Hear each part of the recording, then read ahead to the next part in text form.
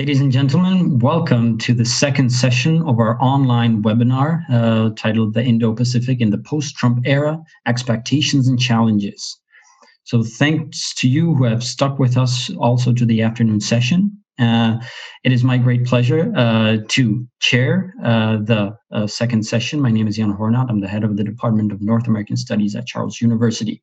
And I'm joined by esteemed speakers, and I look forward very much to our conversations.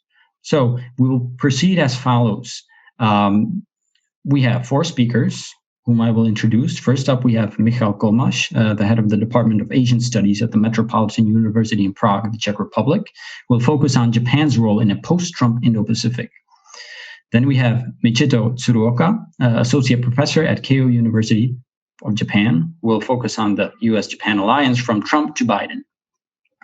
Next up, we have Françoise Nicolas, director of Center of Asian Studies at IFRI Paris, France. Will focus on Asia-Pacific trade deals and what's in it for the European Union.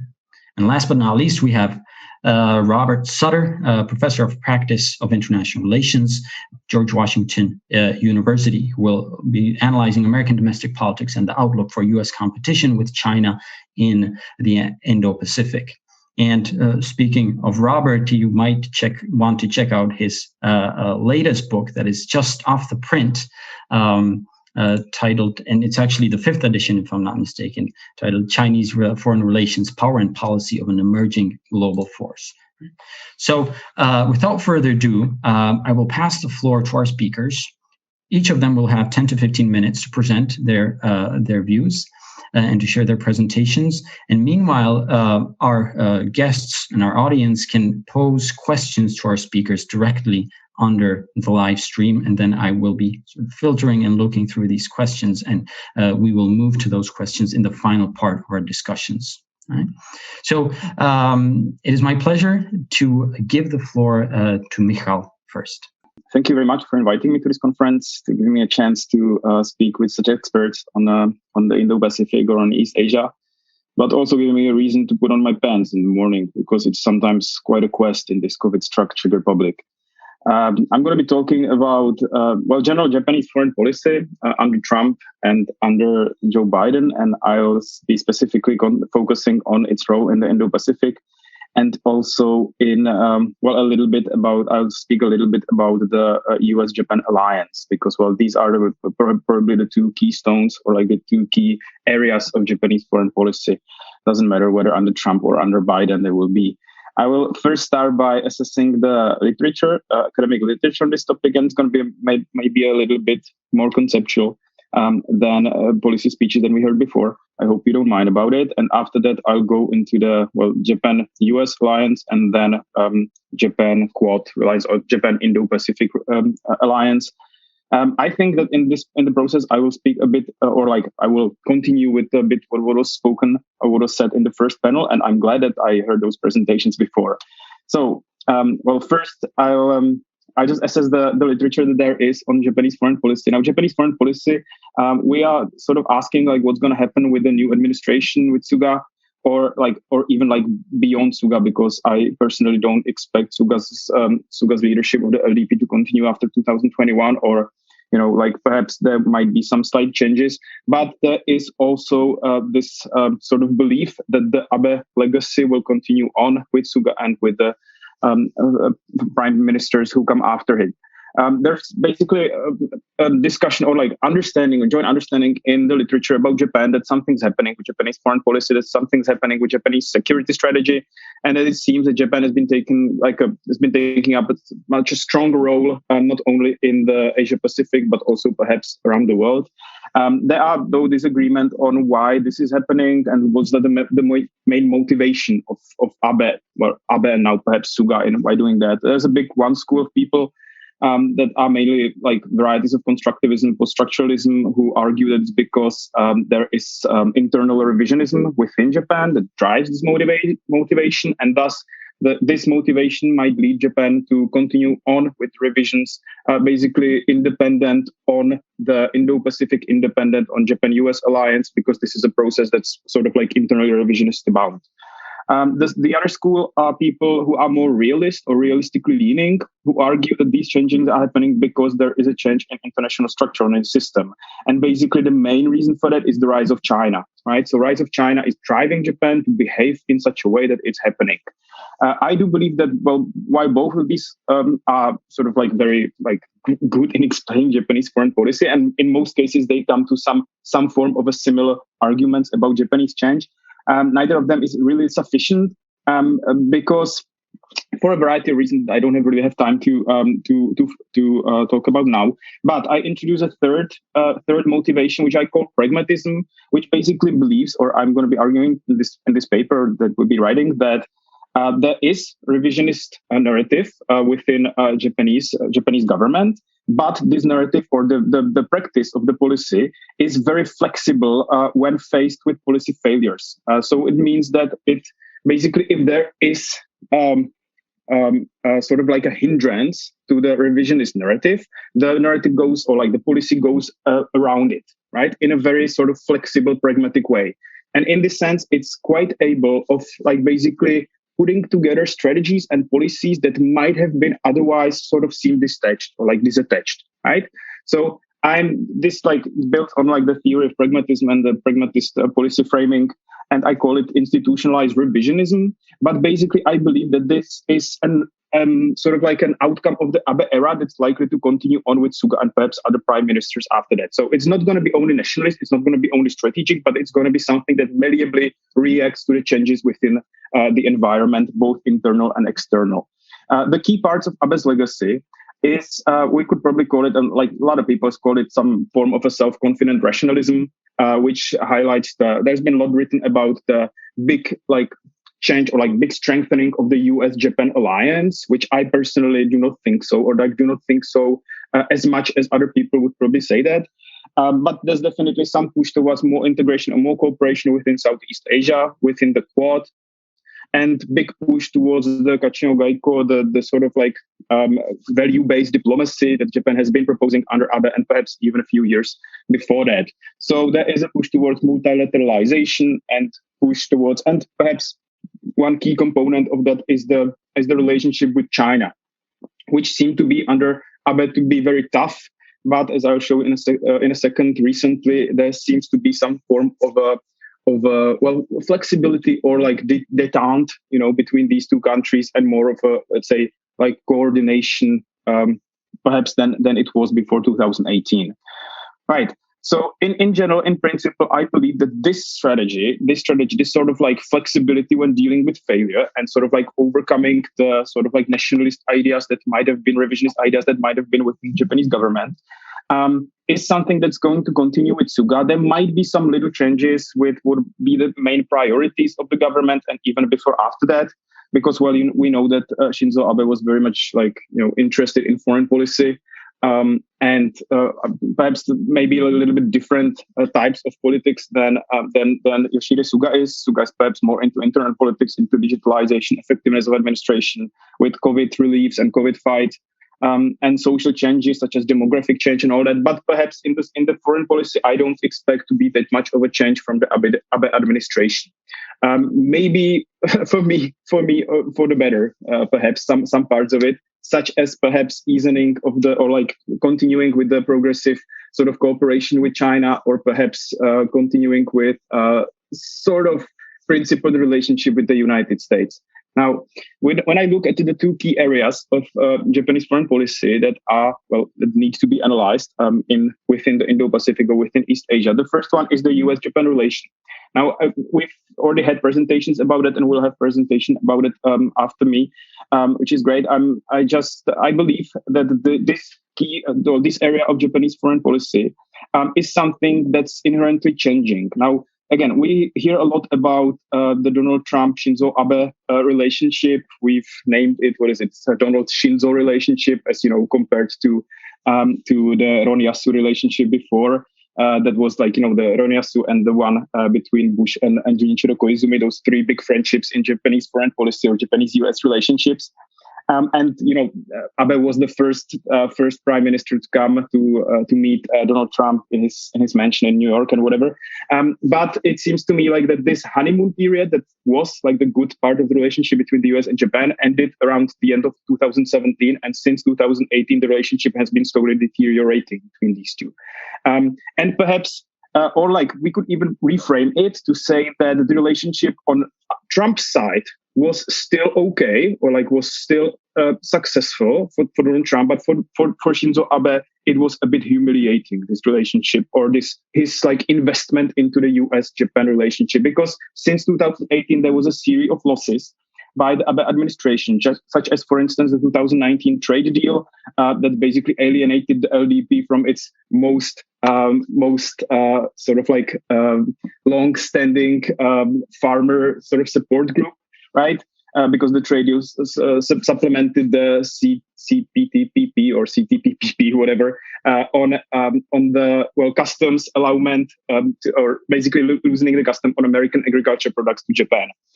There were other attempts or other occasions in which Japanese voice was not really heard very much in the US, such as, for instance, Japanese tough stance on North Korea, Japanese will to persuade the United States to continue with the TPP, which was basically what Abe was coming to meet Donald Trump in the first place. On Abe's will to negotiate in Iran, which was again like led nowhere. To exempt Japan from the quotas on steel that Trump started around 2017 or 18, I think it was. So, and also like Trump's really like negligence of Abe's sort of consultation on several cases. Yes, there were good outcomes of the relationship, such as, for instance, in 2017 when Donald Trump came to Japan and affirmed that the Article 5 of the Common Bilateral Treaty will also apply to the Senkaku Islands. And he met with the families of the people that were kidnapped by the North Koreans. But basically, as the outcomes, the political outcomes were rather short on the Japanese side and perhaps bigger on the American side. That said, the reaction that was happening from Abe, and it seemed to me that this might be a trend, that's something that might continue on to the future, has been a form of, let's say, questioning the alliance in the longer term, right? Which might lead to the Indo-Pacific part of the strategy, as Japan now seems to, might believe at least a little bit, and perhaps it will change under Biden, because Biden is more principled than Trump was. But Japan now sees that there are limits to the cooperation, and that perhaps in the future it will have to navigate away from the alliance into a more, let's say, multilateral based order that might be the Indo-Pacific that it's been talking so strongly about. The Indo-Pacific division is basically a vision based on these three pillars: rule of law, economic prosperity, and peace and stability, as it was defined by the Japanese Ministry of Foreign Affairs. And it's a strategy that doesn't in itself seems or has been interpreted as a strategy of balancing the rise of China. But in its essence, it doesn't seem to be like that, or it can be even like coordinating with the rise of China, right? So there were some attempts since 2018 to, let's say, join the BRI and the FOIL, right? These attempts have been guided a bit by Japanese economic or businesses, business community, which has been quite tough before, because Abe's office, Kantei, has been key in devising foreign policy. So the business community has been much more willing to engage China, because China is the biggest Japanese trading partner. But since most of the foreign policy before 2018 or 19 has been driven by Kantei, by the Prime Minister's office, it might have been the reason why they were so much stricter towards China than after that. Now, Japan seems to be poised to. Now, Japanese FOIP strategy is sort of like a mixture of this balancing strategy with engagement strategy, when they seem to be sort of targeting China's spheres of influence, but at the same time complementing them with forms of coordination through, for instance, joint economic ventures, infrastructure projects, and others. Right. This has been quite visible in the last 3 years, since of those 3 years that we call the thawing of Japan-China relations. There were two meetings between Xi and Shinzo Abe after 8 and 7 years, respectively. They signed several agreements, such as the Maritime Air Force Mechanism deal and the welfare deal. But the problem for Japan, or the hindrance for this, let's say, more of engagement between Japan and China is or has been the strict American foreign policy against China. So in this sense, while Japan sort of was glad about initial Trump's tough stance on China, over the time and since 2018, this tough stance on China sort of prevented from Japan from creating its more amicable relation with China. So perhaps this might be another reason why this relationship, or why Japan in the future, I'm not saying 10 years future, maybe longer term future, but in the future, Japan will also want to navigate itself from the US-Japan relationship into something that might be more multilateral, with perhaps India as the key actor or the key partner for Japan, which has also been quite visible in past years. So anyway, to conclude this, the strategy, or the Indo-Pacific, has been sort of oscillating between balancing and engaging China economically. The American strong stance against China threatens to topple the delicate balance, as it was seen from the Japanese reaction to it. And perhaps in the future, there might be more will to accommodate China than to sort of negatively build up this sort of superpower discourse. They are powers, we have to be tough on them. And again, this is more of for me personally, and more of longer term navigation. This Trump's foreign policy, or Trump-Japan relation, is something that might sort of sow the seeds of a form of more multilateralization of this alliance. So I believe that this is something that's likely to continue in the future. So thank you very much. Thank you very much, Michal. This was a very deep dive into the current dynamics of Japanese foreign policy, and very intriguing and very articulate. And I especially acknowledge the nuance of looking into the U.S.-Japanese partnership, which, if we look sort of beyond the rhetoric, is quite complicated, as you have described. And it reminded me sort of this drift of Japan towards more self-sufficiency, some kind of autonomy in the military sense of the analogical development in Europe, right, as a reaction to Donald Trump. So this is quite interesting, and I believe we'll get to these points also in the discussion. Right? So with this, I would like to add to pass the word to Michito, who will also provide us with a view on the U.S.-Japanese relationship. Okay, thank you very much. Thank you very much for the invitation. I was very much looking forward to this, and great to talk to you and talk with you. So let me share my thoughts on the U.S.-Japan alliance. So this time I very much focus on the U.S.-Japan alliance. They're particularly looking at the transition from the Trump period to Biden period. So as the previous speakers talked a lot about, there are various problems in the Japan-US alliance. I wouldn't deny that, but still the starting point is that what is quite remarkable was the fact that under Mr. Trump, the shape and state of the Japan-US alliance was thought to be really good, excellent, and many people say that it has never been better, and that sort of a sentiment was there. And yes, it's easy to say that this is just a political rhetoric. Yes, it's political rhetoric to some extent. That's quite true. But at the same time, particularly under Trump, very extraordinary U.S. president. So under Trump, the political rhetoric or atmosphere or the symbolism were very important, perhaps much more important than under ordinary presidents. So that was why I think the personal relationship between Mr. Abe and Mr. Trump mattered a lot.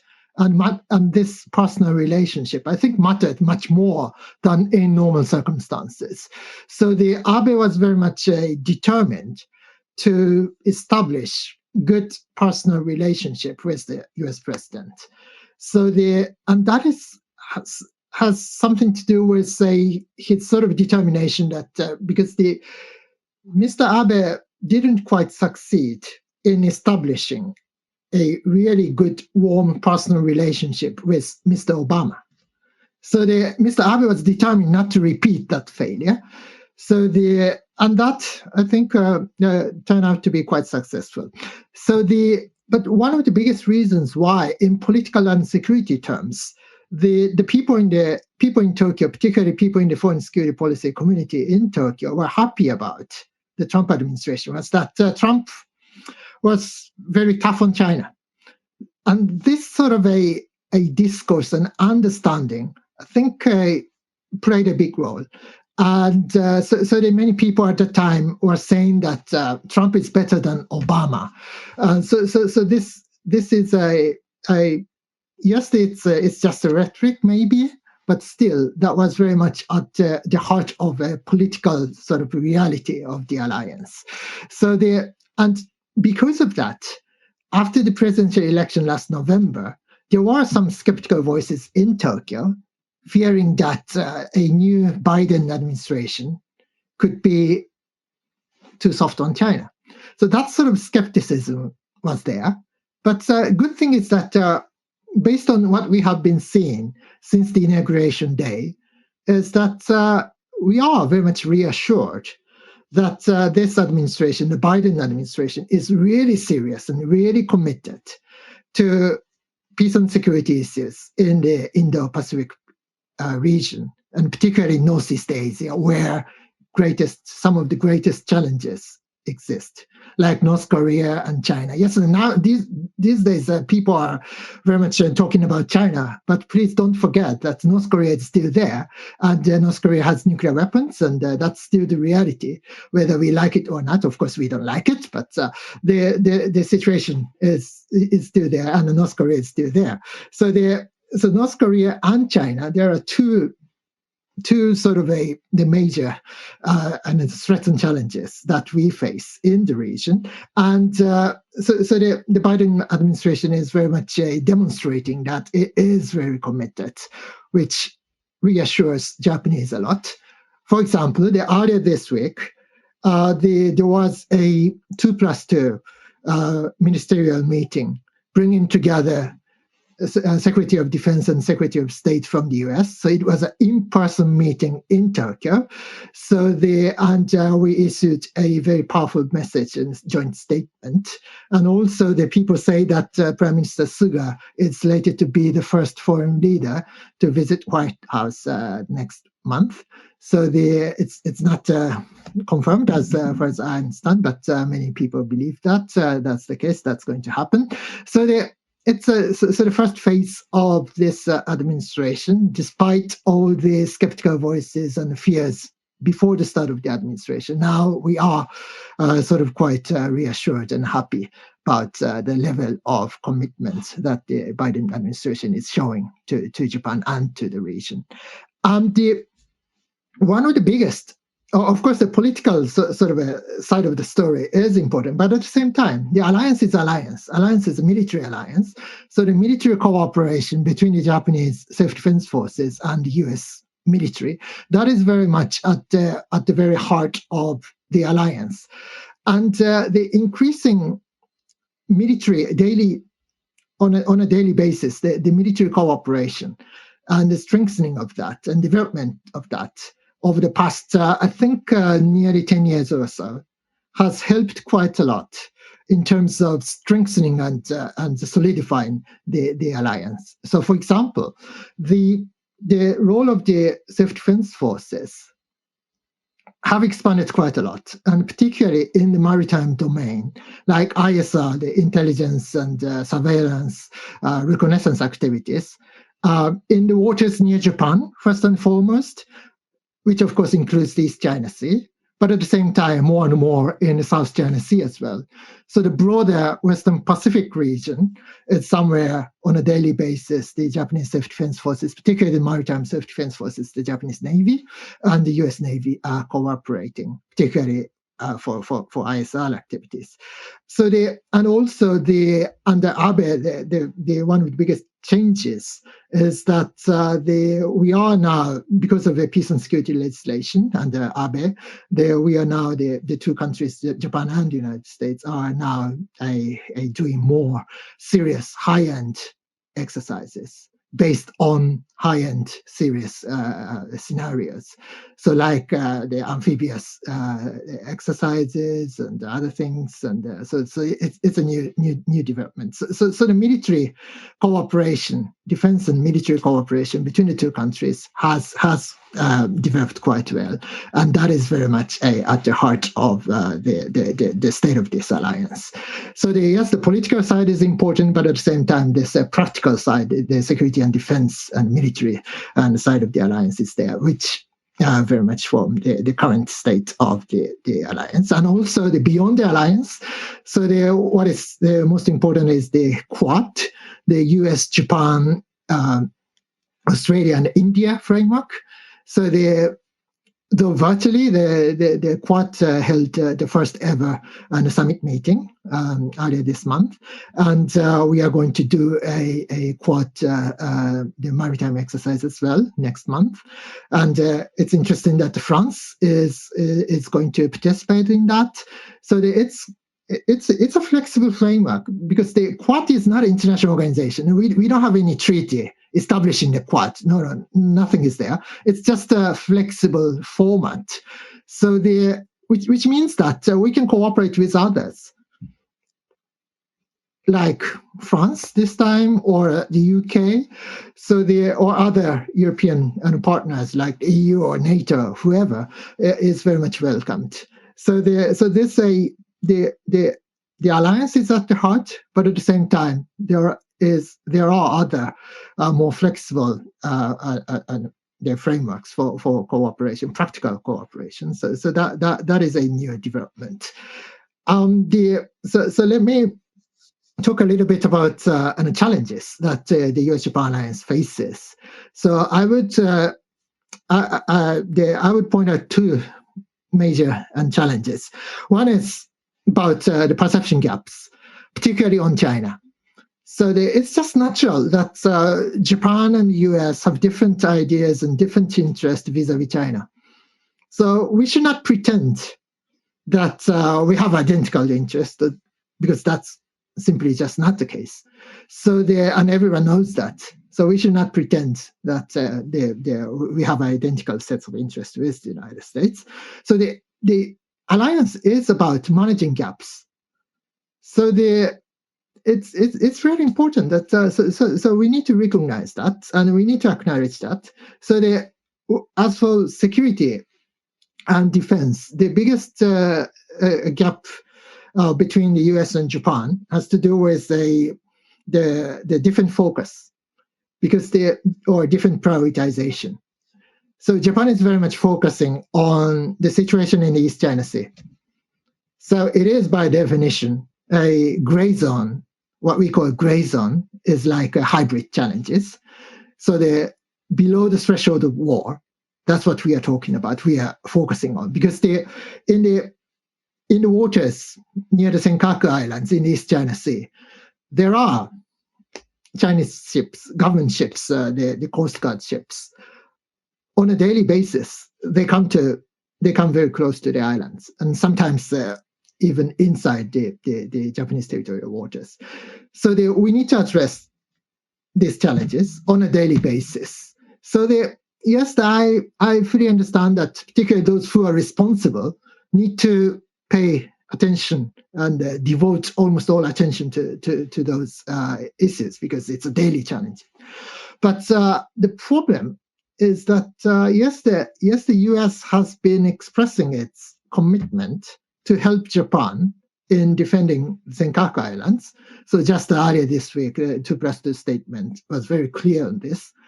But the US needs to deal with China as a whole at all levels, including very high-end strategic nuclear domain as well. And U.S. is very much increasingly concerned about Chinese, what we call A2AD capability, the anti-access area denial capability, like anti-ship missiles or air defense missiles and those things. So the U.S. has sort of shifted its focus from lower-end things to high-end things, including strategic nuclear things as well. So and as a result of that, there is, as far as I see, there is a growing gap between the Japanese, still very much focused on gray zone or hybrid issues, and the US looking more at the high-end issues. So how we can bridge this gap, that's, I think, in military terms and also political terms as well, this is one of the biggest challenges, as far as I see, for the US-Japan alliance. And the second and set of challenges has to do with a new sort of agenda, or the things that Biden administration is very much prioritizing, which includes climate change and human rights. The Biden administration argues that climate change is the biggest threat to the U.S. national security, and that sort of rhetoric. Yes, in our brain we understand why such Americans argue that way, but I'm afraid that that sort of a understanding is not yet established in the Japanese mainstream political field. So there is a sort of growing gap. On the one hand, many Japanese politicians are still saying that, climate change is just an environmental issue. So the people dealing with environmental issues need to deal with this. Or it's not a security and defense issue. And that's sort of a more traditional attitude. It's still there. But the Biden administration argues that, no, this is number one national security priority. So how we can adjust to that is one of the biggest problems. And as for human rights, this is very much related to our stance towards China. So the Hong Kong and the Xinjiang issues. So the Biden administration is very much emphasizing the importance of human rights issues, human rights diplomacy. It's something that Biden is going to do more than Trump, because the Trump administration was not quite committed to human rights issues. So as the Japan, for example, we still don't have a human rights sanction regime like Magnitsky Act. So there are now an increasing number of politicians are talking about this idea of enacting a Japanese version of Magnitsky Act, but I think it takes some time. So which means that we don't have a clear tool to impose human rights sanctions, not only on China, but also on Myanmar or other countries as well, or Russia for that matter. So how to respond to the Xinjiang issues or Myanmar and the coup d'etat problems. So this is, as far as I see, that is going to be a bit of a serious challenge that we will have to address in the context of the alliance in the months and the years to come. So thank you very much. Thank you very much, Michito, for the very interesting remarks on the Japanese-U.S. relations. I was particularly interested in this vision of a Japanese Magnitsky Act, which is something I didn't catch, and I had no idea that's perhaps in the making. So I'm wondering whether this will actually materialize and sort of strengthen Japanese ability to flex its soft power muscle also in the human rights domain. So at this point, I would like to pass the word to Françoise, who is going to be talking about trade deals in the Asia-Pacific.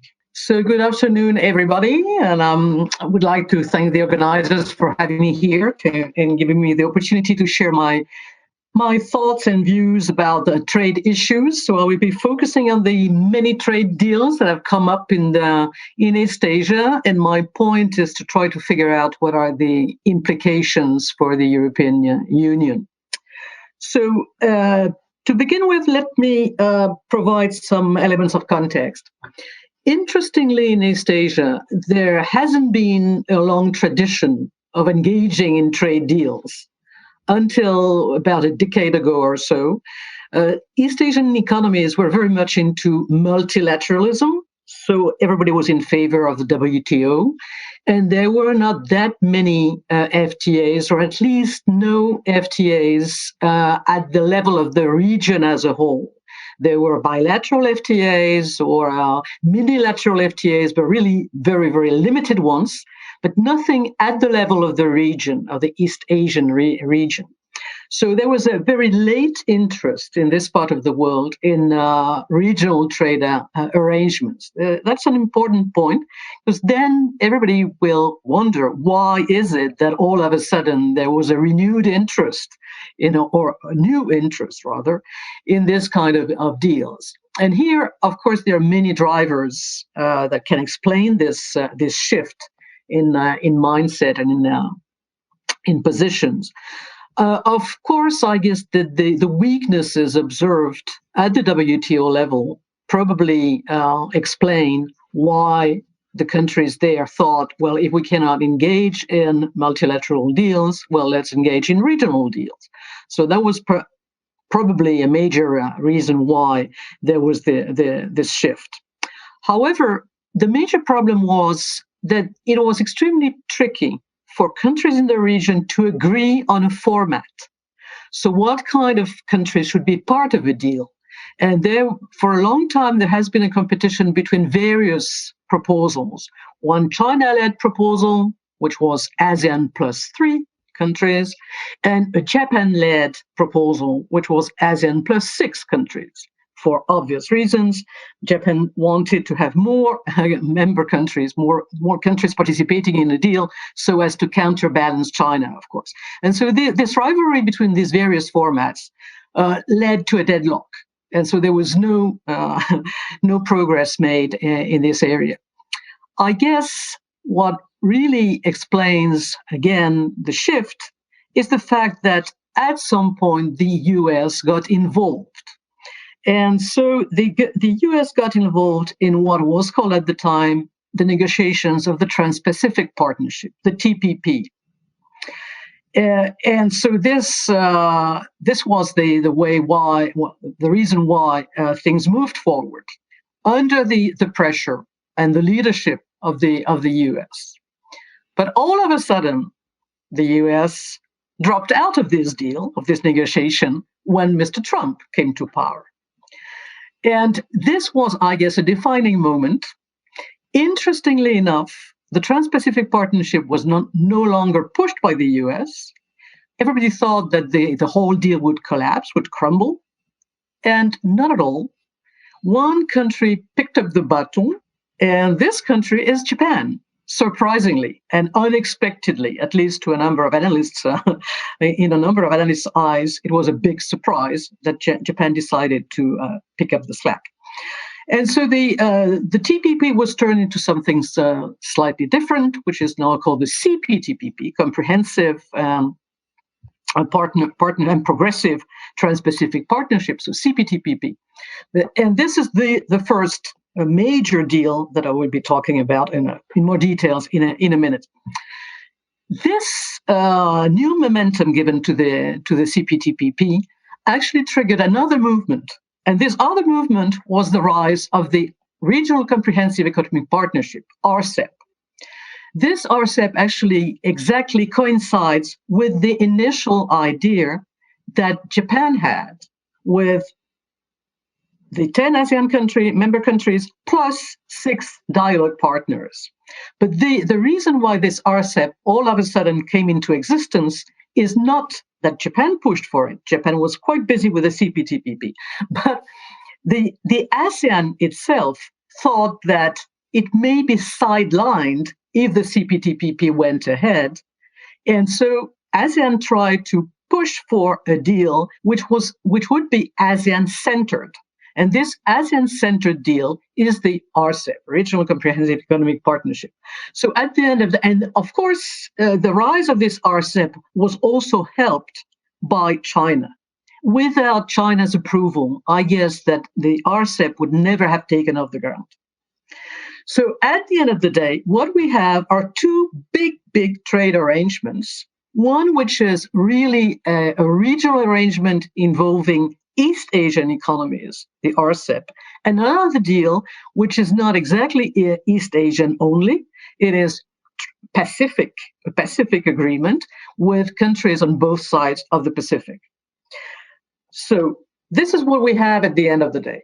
It may look messy. It's not all that messy, and at least it's less messy than it was before. So we have two major deals, the Cptpp, which is shown in blue, and this Cptpp has 11 member countries.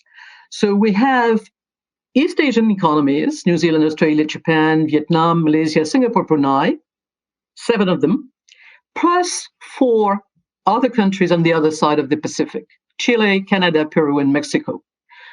The US was initially part of it, but then it withdrew under Trump.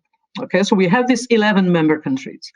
The other big deal is the Rsep, Regional Comprehensive Economic Partnership, which is shown in red. So we have 7 countries which are part of both deals: New Zealand, Australia, Japan, Vietnam, Malaysia, Singapore, Brunei. We have the other ASEAN member countries which are also part of Rsep. So these 6 others: Indonesia, Philippines, Thailand, Laos, Myanmar, Cambodia. And on top of that, we have 2 other East Asian economies, South Korea and China. Initially, India was also part of the negotiation, but at a very, very late stage in the negotiations, India decided to withdraw. So at the end of the day, we have 15 member countries in Rsep, 11 member countries in Cptpp. These are the 2 mega deals that we have in this part of the world. And this is really a major change compared to what we had 15 years ago. That was nothing. So all of a sudden we have deals, and really big deals, involving a number of countries in this region. If we look at the size of these 2 deals, Rsep is much bigger than Cptpp in terms of GDP, in terms of population, in terms of trade involved. So Rsep is really the biggest free trade arrangement ever. It's not yet in force, but it will hopefully be soon. More interestingly, I guess, is the substance of these 2 deals.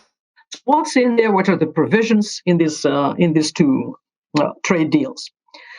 If we compare, we see that, in contrast to what a number of people say, Rsep is actually relatively substantive. There are 20 chapters in Rsep. So it's not only about tariff elimination, it's about a number of other things. Cptpp is covering even more topics. There are 30 chapters in there. So it's even more broader. The scope, the coverage is even broader. But Rsep is not as light as a number of people thought at first. Then, in terms of tariff liberalization, Cptpp is definitely more ambitious than Rsep.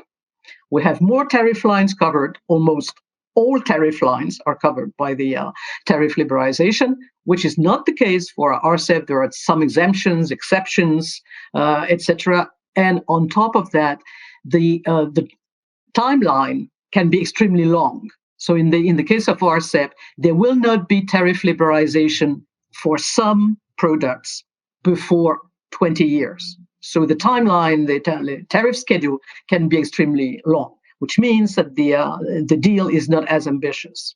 Now, if you look at the other commitments or other areas, other topics that are covered in these two deals, we have a number of things covered in Cptpp. Government procurement, competition rules, environment and labor standards are also covered, intellectual property rights, you name it. So everything is really covered in Cptpp. So it's really an ambitious deal, and it is more about regulatory harmonization than simply about tariff liberalization. For Rsep, well, we have a number of chapters, I said before, but if you look at the details of the chapters, the commitments are not that high. So it is true that a number of issues are mentioned, and there are chapters talking about these various issues, but there are very high commitments or deep commitments on the part of the participating countries. On top of that, some issues are just excluded. This is particularly the case for environment provisions as well as labor standards. They are not part of the deal. Also, in terms of non-tariff barriers, there is not much in the Rsep compared to Cptpp. And behind the border measures are also missing to a large extent. So if we really compare the two deals, it is true that Rsep, even though it is slightly more ambitious than we initially thought, or most people initially thought, if you look at the details, the commitments are not very, very, very strong. Now, today, Cptpp has been in force for some time already, and there is actually a typo in the slide. It has been in force since late 2018, not 19. As far as Rsep, it is not yet in force. It was just signed a couple of months ago, and it will enter into force hopefully in early 2022, where we need a number of countries to ratify the deal before it can enter into force. But China recently ratified it, so it may happen more quickly and earlier than most people thought. The two agreements are so-called living agreements, meaning that they can be adjusted and they can also be joined by some countries. In the case of the Cptpp, of course, the major target for rejoining is the US. The US dropped at some point, may rejoin. I'm not sure, and I will make some comments on that in a minute. And for our Rsep, of course, India, which also dropped out of the negotiations, may join at a later stage. I'm not too sure it will join under Narendra Modi's reign, but we will see. So this is the substance of these two deals. So now, what are the implications for the European Union? What is the impact of these movements in terms of free trade arrangements in East Asia for the EU? The first, if we now first stick to very purely economic implications, the first thing that we can say is that there is definitely a risk of trade diversion. If there are two existing deals in East Asia, and the EU is not part of those deals, quite obviously, there will be more intra-regional trade and the EU will be excluded. So there is definitely this risk of trade diversion, more intra-regional trade and less extra-regional trade, including with the EU. However, there are also positive aspects. The first thing is that the European companies which are in East Asia can benefit from these arrangements. I mean, they will be considered basically as local companies, and so they can benefit from these new arrangements. The second thing is that the EU may also benefit because these deals hopefully will lead to stronger growth in East Asia. And so this can be also positive for European economies and European companies. So it's a mixed picture. But if we go beyond pure trade implications, another important point is that the EU risks to be sidelined in rule setting. As I just explained, these two arrangements are relatively ambitious. They are not only about tariff liberalization, they are also about rule setting. And the EU is not part of this rule setting exercise. And so there is also a risk of being sidelined and being faced with rules that will have been defined by other countries and without the EU participating in this rule setting arrangement. Another point is, or corollary of this remark, is that the EU should definitely engage with East Asia on trade issues. It should not be left aside.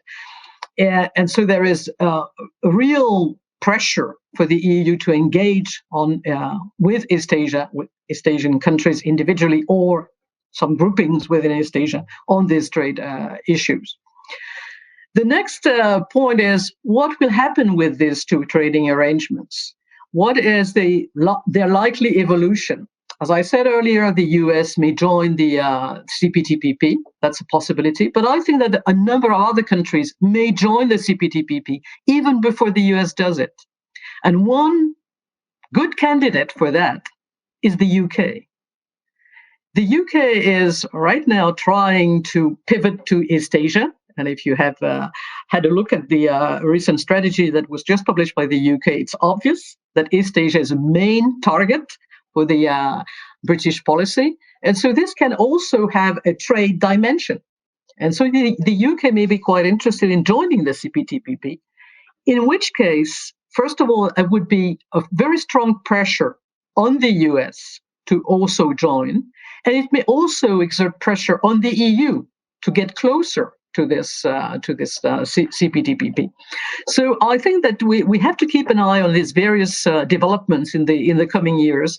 But I guess that in a couple of years, the whole landscape can be totally different.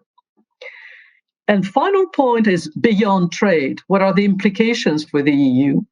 I think that the implication, again, is that the EU should get closer to East Asia, should engage East Asia, but not only on trade issues, also beyond trade issues. The EU now is trying to develop an Indo-Pacific strategy that's quite official nowadays. And in order to develop this Indo-Pacific strategy, the EU definitely needs good, strong partners. And these strong partners are obviously Japan, South Korea, maybe another one, but ASEAN, which has emerged through the Rsep as a potential, at least, convener. I'm not implying that ASEAN has been extremely active in pushing for the negotiations, but at least it provided a good forum for discussion. So the ASEAN is not a player that should be totally neglected or underestimated. And so this is a third partner that the EU may also want to consider in order to push its Indo-Pacific strategy. And well, I leave it here. Thanks for your attention.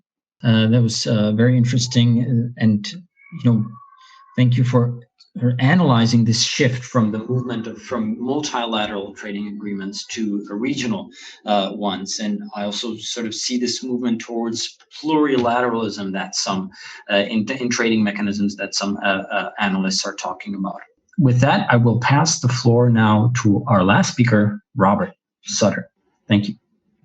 Thank you very much. It's a great pleasure for me to be with this distinguished group. Both panels were very informative, and my purpose today is to look at the Biden administration in the context of the change in American China policy.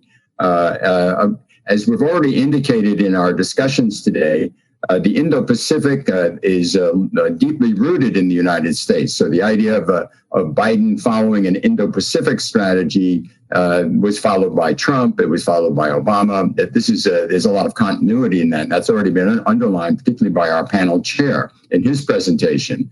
So I don't need to go into that. I did want to mention that. In my presentation then will look at the negative turn in the United States toward China. And Mr. Biden is obviously following that to a great degree. That occurred during the Trump administration. And what I hope to share with everyone today is the importance of domestic politics in the United States in defining this. You can look at it from an international point of view, and as you should. But I find the record shows that it's it was heavily influenced by Congress and heavily influenced by a bipartisan agreement in Congress at a time when partisanship was running rampant in Washington. Yet there's this very strong agreement on this. And so I'm going to talk about that to some degree. And then I'm going to talk about Mr. Biden and how to look at Mr. Biden. He is clearly the key decision maker in foreign affairs in the United States. He's very experienced.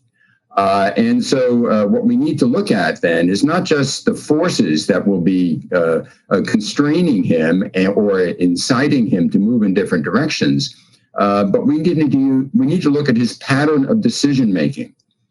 And I argue here, and I think others in Washington hold this view, he is a person that seeks common ground.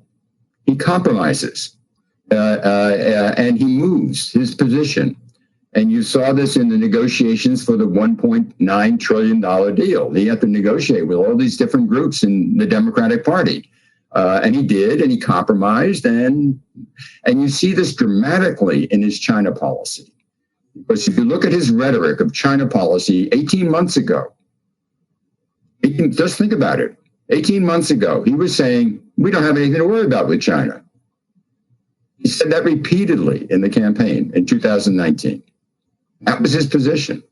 Maybe some of you are familiar with Jake Sullivan. He's now the National Security Advisor. About 20 months ago, he said, we're not going to be confronting China. Public opinion in the United States doesn't want to confront China, so we're not going to do it in the Democratic Party. And so we have a big change here, folks. And the big change comes because of forces.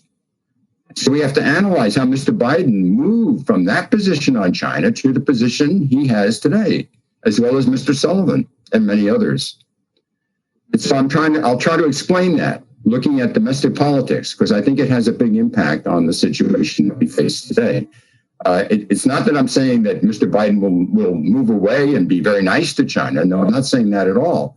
But I do think I think it's easily explained where he is because of these domestic factors. So I'm going to try to explain that for us today. Okay, so we're going to start with the Trump administration's national security strategy and national defense strategy, which were the documents.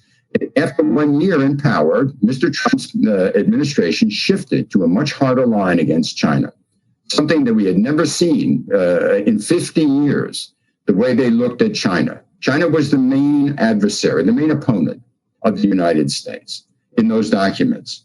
It was very harsh. And the follow-through in 2018 to this was a tougher policy on the part of the administration. But what you found, it was lots of vacillation. Mr. Trump vacillated on economic policy. There really wasn't agreement at all, lots of debate.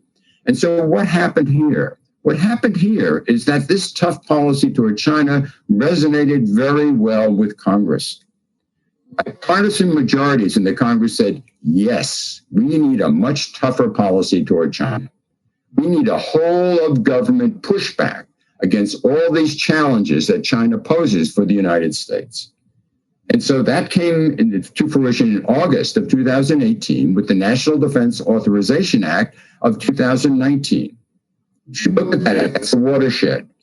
Congress said, we want a tough policy across the board with China, national security, and so forth. The key element that I find that drives the domestic factors in the United States begins around this time. Both the national security strategy and this bill that I just talked about reflect this. China is seeking to dominate the high technology industries of the future. Those are absolutely fundamental for America's economic leadership. If China dominates those industries, the United States will be second to China in economics. Those high technology capacities are fundamental to modern military forces. If China dominates those high technology capacities, the United States military will be second to China. This means, to many in Congress and others, China will dominate. So if you want to talk about a driver that drives Congress, that drives this policy, I have seen that is the driver. There are many other things that you can complain about with China, but this is a real deal. This is something that you really have to pay attention to. American Congress people do not want to be dominated by China. And that's uniform. And so I think what we find is that Mr. Trump vacillated, as we know, but not Congress. They didn't vacillate on this. They had different views, but this is an underlying dynamic that I find most people abroad don't understand this. They don't appreciate this. And I think if you don't understand it, you think the U.S. is crazy in lots of ways. It's not crazy. It's very logical what they're doing. But maybe it's extreme, but that's what it is. And so we need to understand that. And this emerged in this law in 2018. So go back and look at the law. It made the whole of government pushback against China a matter of U.S. law. So the bureaucracy all started pushing back against China in a whole range of ways at this time. This, of course, more dramatic and getting more publicity was Mr. Trump's trade war. That came concurrent with this. and restrictions on exports and restrictions on investment in the United States in 2018. So it was a very formative year. And then we had a summit with Mr. Trump and Mr. Xi in December of 2018, and they agreed to start trade talks. And so in 2019, what do you find? In 2019, you find a whole year of trade talks, up and down, zigs and zags. It doesn't reach agreement until January of 2020. But the administration is quieter about China. They don't want to jeopardize the trade talks, I assume. They're not so loud. Congress is not as focused on this. And then you look at the Democratic candidates in the election campaign. Take a look at what they said in 2019, the campaigns in the beginning and so forth. They didn't say much about China. They didn't care about China. It wasn't a big issue. Everything was domestic. They hardly said anything about China. When China would come up, it would come out in an hour-long interview. It would come up in minute 56. That's when it would come up. And when it happened, what did people like Mr. Biden and others said? Mr. Biden said this repeatedly. He said, we are a hell of a lot more strong than China. I'm not worried about this. And he would say that repeatedly. And this is where Mr. Sullivan said what he said that I said earlier. And so in this period, you had a lot of ambiguity at this time. Would China policy would the U.S. be tough on China? The trade sanctions continued, the punitive tariffs continued, and so forth. And there was forces to doing this, but the forces against this included public opinion. American public opinion was not anxious to have any sort of confrontation with China. They followed a traditional pattern of about 55% said we don't approve of the Chinese government. But did they want to do anything about it? No. Did they want trouble with China? No. And that was evident in 2000 up to 2019. Now that will change in 2020. It changes with the pandemic. When that hits the United States, then several things happen. Mr. Trump and his campaign, they lose their base of argument in the election. The booming economy was their main calling card. So they needed something else. And they found the Chinese duplicitous, and so they attacked China. The administration attacked them, and the Republican Party went after this issue very strongly and used it against Democrats. And of course, Mr. Biden's the Democrat. And he has to do something about this, and he shifts his policy. He becomes very tough towards China. Accuses Trump of not being tough enough. This kind of discourse then changes public opinion. By the middle of 2020, public opinion is more negative against China than it's been since the dark days of the Cold War. That's where public opinion moved. By this time as well, the media, mainstream media, which had been very ambivalent about many of these things in 2018, they become much harder toward China too. So these are the forces that shift in this period. So when Biden takes office, he's coming into office, and I'd like to spend a few minutes on this as to his approach on dealing with this situation. Okay, so a few things about Mr. Biden in his current approach. China is a big foreign policy issue, no question about that. But more important are domestic issues. And the approach to China is premised on domestic strength. You have to rebuild America's domestic strength. And then you have to work with allies and partners. We're seeing this, of course, today in building relationships. And then you focus on high technology competition with China. So he's very much in line with this kind of thinking. We've got to get that high technology competition with China right, as well as other trade and economic issues. And then the defense policy review, where all of this, of course, of China policy is all under review. It hasn't been decided yet. And the defense policy is under review as we speak. So within this context, that the China policy is being addressed. One difference between the Trump administration and the Congress discourse on China, which had a strong sense of urgency. A sense you got to do something now, and you got to do it strongly. Biden's people and Biden himself don't show that. They're much more methodical, much more consistent, measured, but they're very strong, very firm in dealing with this kind of situation. But for now, they're not going to be rushed into this. They're going to consult with allies and partners. They're going to consult with Congress and come up with their policy toward China going forward. And that will be, of course, the Indo-Pacific region will be a main area of competition with China. It's pretty clear they're going to be competitive, and adversarial in some areas, but also try to be cooperative. But it's all very general now. We don't have specifics on this. And so it's against this background that they've gone slow in having high-level contacts with Beijing. We had a meeting yesterday. We'll get the results of that at some point. But the expectations are pretty low as to what's going to come up meeting. And so now we need to look at then the trends that will influence this. If you have the view that Mr. Biden is influenced by the prevailing forces when he makes decisions, and he's prepared to move in different directions, well, then you have to look at the forces that might move him. So the forces that argue for a continued tough approach to China, number one, China itself. They're not compromising one bit. They're very firm. So all the challenges that the Chinese pose for the United States, they continue. They're continuing to do this.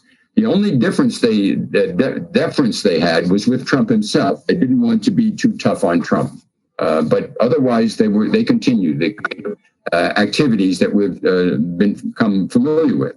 Number two, the Republicans remain focused on China as a key issue. And so they're going to if Biden looks like he's getting soft on China, he's going to be hit hard by the Republican Party. Number three, bipartisanship in the Congress is very strong on China. And the majorities on both sides of the aisle favor a tough policy toward China. And so if Biden gets soft on China, I'm not sure the Democrats in Congress will stand up and criticize the president, but they're not going to like it one bit. And Republicans will stand up and criticize the president for sure. And then the Biden administration has some elements that are a bit tougher than Trump on human rights. That's already been mentioned in the context of Japan. And then on making the economy of the economic relationships serve the needs of American workers. This is also an element of concern. And then a final constraint is mainstream media and public opinion. They remain very strongly critical of China and distrustful of Xi Jinping. But there are still forces on the other side. Forces, and this has to do with the background of Mr. Biden and his aides. They came to a tough policy toward China late. They only started doing this in the middle of early 2020. Really, when they started doing this. And many of these officials, like our friends in Japan saw, they were worried about these people returning to Obama's type of China policy. And a lot of these people have broad experience with Obama's policy, and maybe they will move it back in that direction.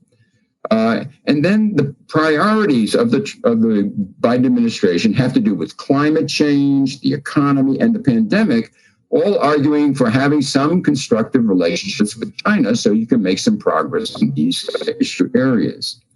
And then you have this issue of working with allies and partners. Like when Biden will negotiate, when his people will negotiate with Japan, well, Japan won't want, and none of these countries want, the extreme policies of the Trump administration on China. They want a more nuanced approach. Japan is very much in the lead on that, but the EU countries and South Korea and so forth.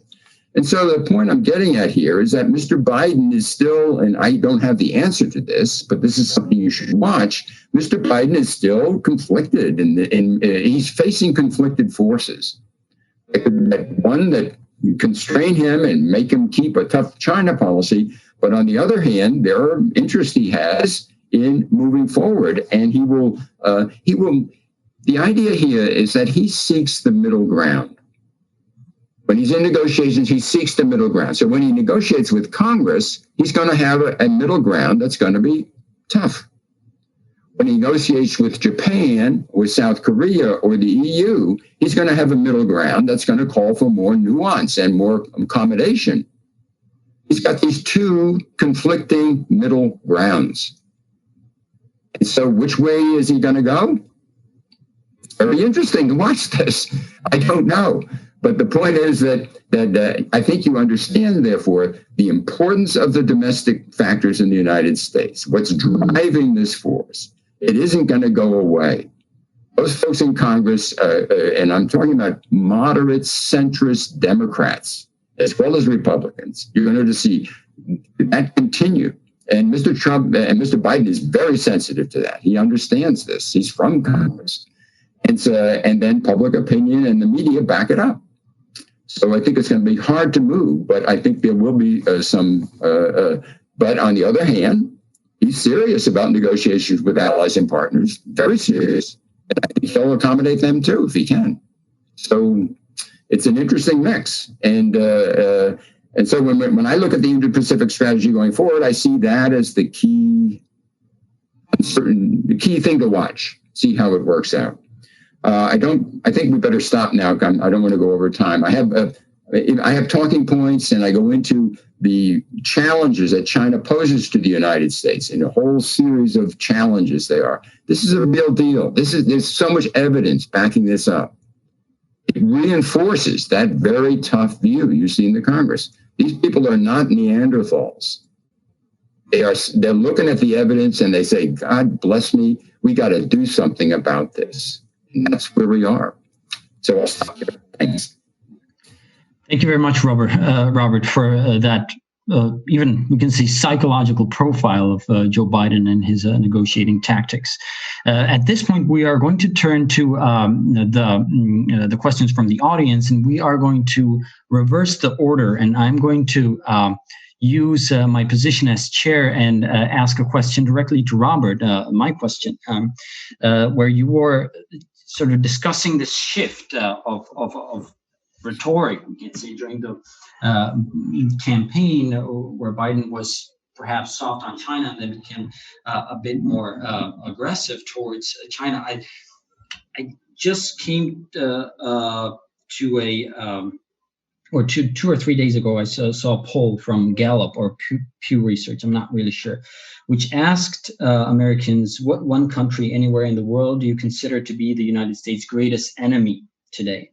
And in February 2020, 22% of Americans replied, or who responded in that poll, 22% responded that it's China. In February of this year, 12 months later, it's 45%. For me, that 23% change is absolutely incredible within 1 year. Right? So my question at this point is, and you touched upon it during your talk, but is an aggressive policy towards China now a bipartisan issue, meaning that it's going to be sort of solidified and even institutionalized, let's say, in future U.S. foreign policy? Is it a bipartisan thing now? Very much so. I tried to point out it's a matter of law. We have this policy, a whole of government pushback, and since 2018, Congress is quite serious about this, and they passed law after law that underline this point.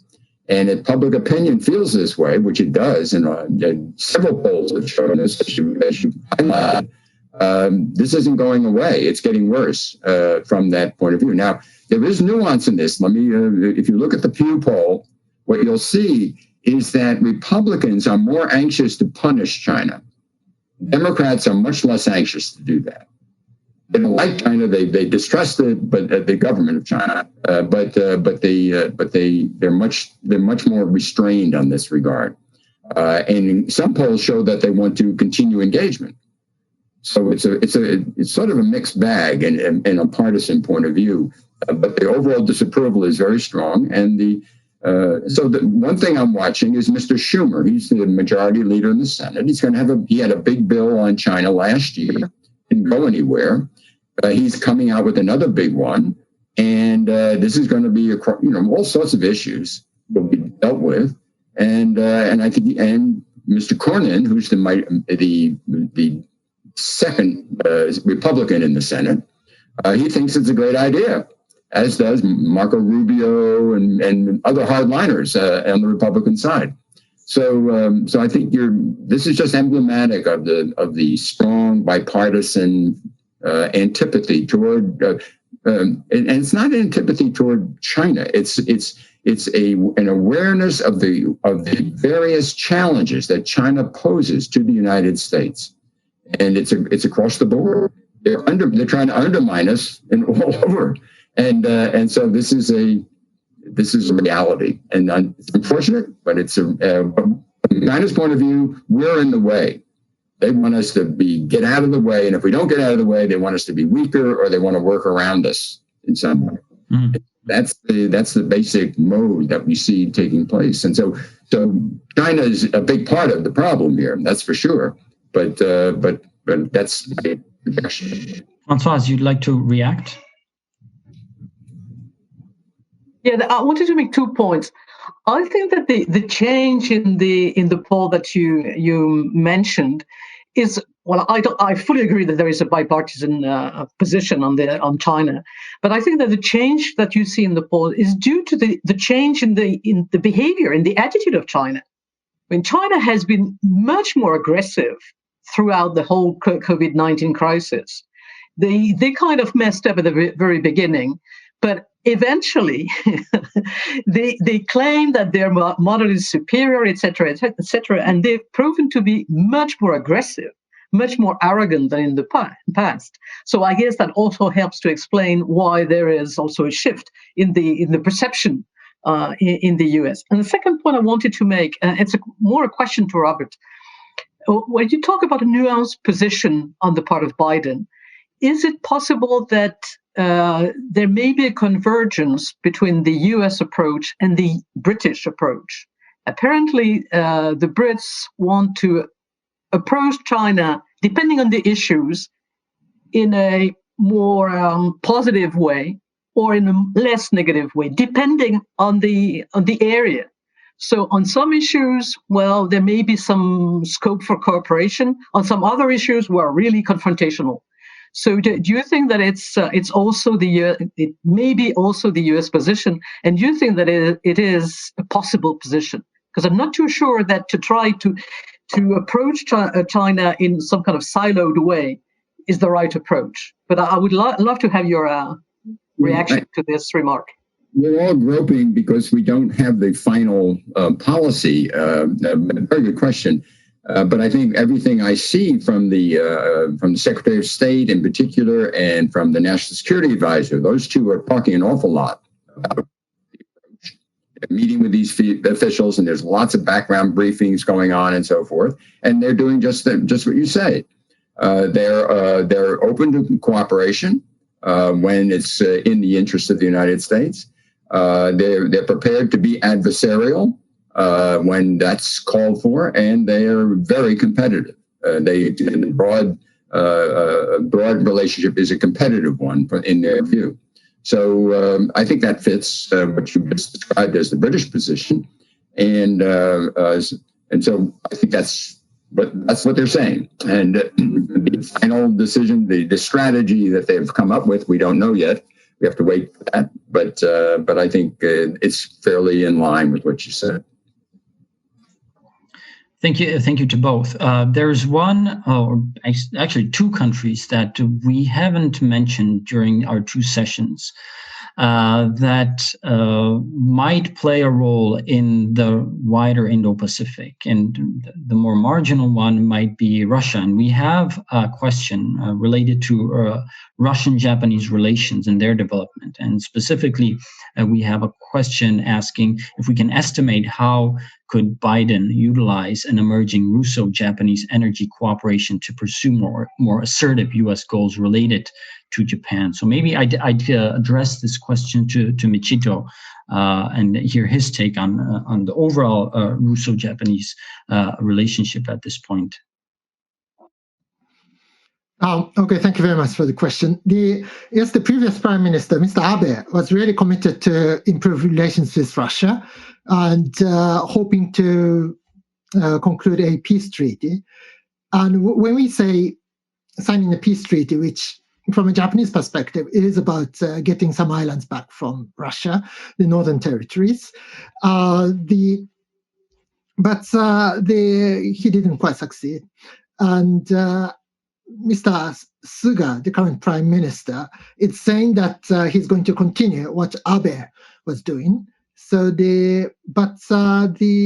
I think the level of commitment under the new prime minister, I think, is much lower than we saw under Mr. Abe. So the reality is that yes, this bilateral relationship between Japan and Russia has always been quite difficult. And the economic interdependence, the level of economic interdependence is much, much, much shallower, narrower, smaller than if you compare that with a Russia-Europe relations. So it's quite limited relationship.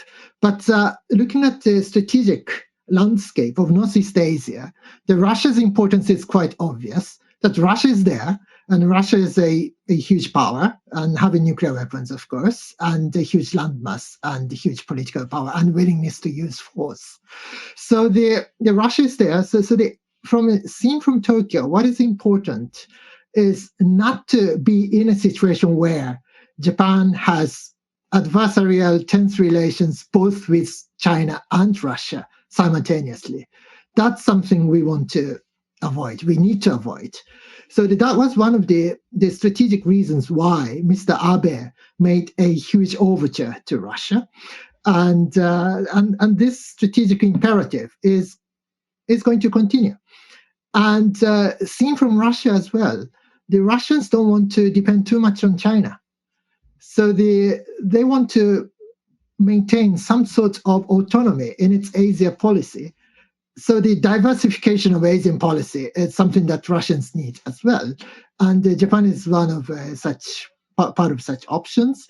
And the Russians have been reaching out to other Southeast Asian countries, including Vietnam and other countries. So it's quite interesting dynamism you can see, and in that Mr. Suga says that we need to maintain and establish a stable relationship with neighboring countries, including China, Russia, and others. So in that context, of course, we are going to continue reaching out to Russia, but my personal view is that the level of commitment under Mr. Suga is going to be much lower than that we saw under Abe. Mm-hmm. That's, I think, the situation. Mm-hmm. But the energy, the Japanese-Russian energy cooperation, is that something that has potential? It's been there for some time, and yes, the energy element has always been there, but not big new development. No, so it's not a huge political topic. It's just the business relationship. It's been there, but no new development. Thank you. The second country that we haven't mentioned during our talks is South Korea.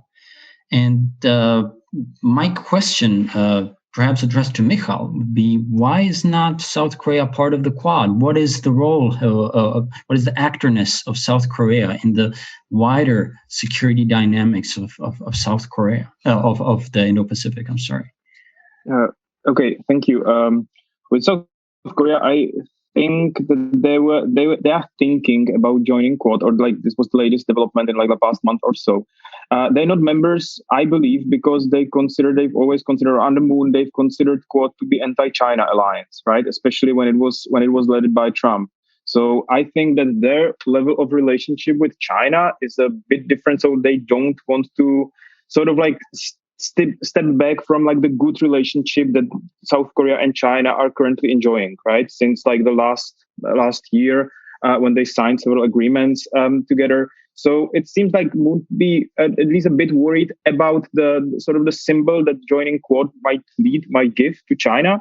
But I think that once Trump disappeared and once like Biden took over, it seems to me, or like from the Korean perspective, I think it seems that the US are no longer just simply targeting China with this alliance, but perhaps they are trying to build up some form of a rule-based regional order, right? So in this sense, perhaps like for South Korea, it might be an alternative now, which might like show them that it doesn't necessarily have to be only about China, but it might be also about like the inherent qualities of the Quad. And though I'm pretty sure that China is going to be against it, and I'm pretty sure that China's not gonna, like support it very much, this move. But I think that eventually it will converge. The Korea Quad relationship or any form of like Quad plus relationship with Korea. So in a sense, I think that under Biden it can only get better, like in this sense. So yeah, I think. Thank you very much, Michal. We have two questions for Françoise. And they're very similar, so I will put them into one question. First up, if you could kindly sum up the state and progress of the EU-Australia FTA negotiations, and an analogical question regarding New Zealand EU-New Zealand FTA negotiations. How can this sort of, let's say, change the dynamics of regional trade? Yeah, well, I didn't want to imply in my talk that the EU was totally out of the region. But what I was saying is that the EU is not negotiating or talking to the region, as a group. So the EU is talking to individual countries. Australia is one, New Zealand is another one. But it makes a difference if you talk to the whole group or if you talk to individual countries. That's all. And I guess in this respect, the problem is that in this case, if you talk just bilaterally, well, of course you may derive some gains from these bilateral negotiations, but you cannot enjoy the advantages of having the possibility to source in one country, sell in another one. So if you talk to the group, you may enjoy this additional benefit, this additional gain. So that's why I was insisting on the fact, was stressing the advantages that the EU may derive from discussing with a group or a region, or being part of this a regional arrangement. That's what I had in mind. But otherwise, it is true that the EU is negotiating with Australia, New Zealand, Indonesia. So there is a whole array of bilateral negotiations. But I think it's different. It's a different thing, and there are additional benefits to be gained from discussing in a slightly different format. Thank you very much. So we are slowly moving to the end of our debate. We have about last 5 minutes, but we do have time for more questions from the audience. And again, I would sort of bind 2 questions that we have addressed to Robert. First one is, and you already implied this, but maybe if you'd want to elaborate a little bit. First question says, it appears that domestic factors are pushing the US to even deeper decoupling from China. Will it accelerate existing tensions with the EU? And the second question is regarding Tony Blinken. You mentioned that Biden is the man who seeks middle ground compromise. And is Tony Blinken on the same page? We know that he has been working with Biden for nearly 2 decades, if I'm not mistaken. So how much weight can Tony Blinken add to Biden's foreign policy decision-making process is the question. Good questions. Thank you very much. Yes, it will add to the tensions with the EU. How serious it will be, I'm not sure. It'll add to tensions with South Korea and Japan. I mean, it's going to be a tough issue in that sense, because they're not at the same page as the United States. None of these countries are at the same page. They don't have that sense of threat.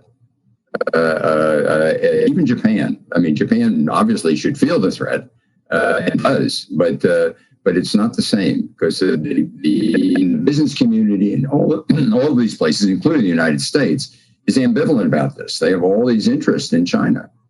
So they don't want to jeopardize these things. And so that's very understandable. And so this is the source of tension. The U.S. has it too, but in the U.S., the discourse has moved beyond that, I think, to some degree. And I think the national security concerns are driving this approach. So yes, I think there will be tensions. On Mr. Blinken, Mr. Biden is seen as someone who makes decisions with small groups. So Blinken is one of those small groups. He's going to be there. Whatever the issue on foreign policy, he's going to be there. And so, yes, he likes to deal with people he's comfortable with. And he's comfortable with Sullivan. He's comfortable with Blinken.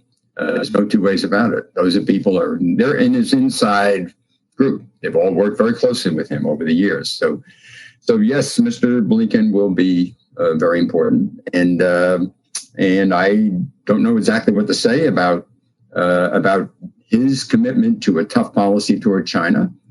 I do think that he and Mr. Sullivan and people like him are very analytical, and they've looked at this carefully, and that seems to be what's needed. And so that's what they're doing, and they're doing it very effectively, as you notice. I mean, at least it's very well organized. I mean, the whole orchestration of all these elements that have been taking place underline a very clear, consistent approach to the issue. And so that's where they are now. It's a very tough policy toward China, a very firm policy toward China. And it's firm and tough is what I would characterize it. But so Blinken is, yes, he's very much of that. And that's where they are. Thank you very much, Robert. So at this point, we are fully out of time, and I would very dearly like to thank all of our panelists. This has been a very interesting session, just like the morning one. So thank you all for your interventions, for your input also into the debate. Thank you for staying up late, Michito, and for greetings to all the different time zones. I would also very much like to thank our audience for both posing questions and being with us. I would also like to inform you that if you missed some part of the session, you will be able to look at it via the YouTube channel of the Institute of International Relations within about 2 weeks as we go through the post-production. So check that out. And without further ado, thanks again to the organizers, and goodbye and Godspeed.